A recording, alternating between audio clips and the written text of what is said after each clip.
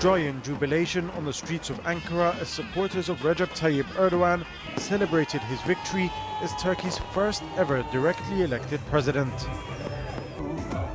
They were ecstatic as they gathered outside his party's headquarters to hear the man that so many of them idolize.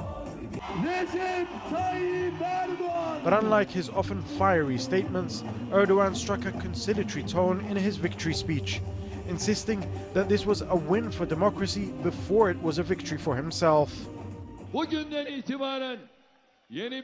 From this day onwards, we will have a new social reconciliation understanding. We will see our differences as our richness. We will put forward not our differences, but the common values we share. Erdogan's main contender was EKMELEDDIN IHSANOGLU.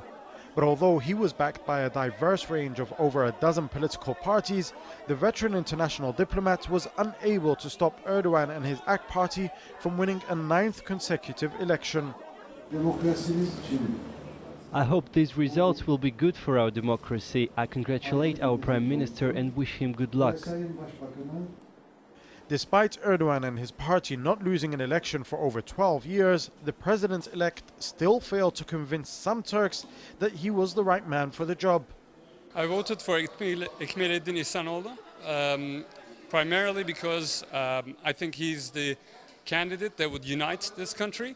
Unlike Erdogan, who only claims to represent the people who vote for him. Many of those who opposed Erdogan have accused him and his government of becoming more and more authoritarian. But that's an accusation they deny. During the time that we begin to hear about this criticism, the government and Erdogan has declared one of the largest democratization programs in the history of Turkish Republic.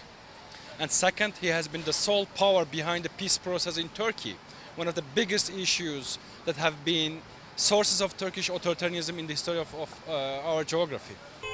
Not lost in these elections or the celebrations were issues of foreign policy, with Erdogan telling his supporters, some of whom were waving Palestinian flags, that this was a victory for the free-loving people of the world. So a new era for Recep Tayyip Erdogan, a new era for Turkey as a whole. Erdogan's already indicated that he wishes to be in power in 2023. That's when Turkey will celebrate 100 years since the founding of the Republic. But for him to do that and to achieve some of his other goals, like modernizing the constitution, he'll need to build on his already large support base, winning over even more sections of Turkish society. Jamal Al-Shayal, Al Jazeera, Ankara.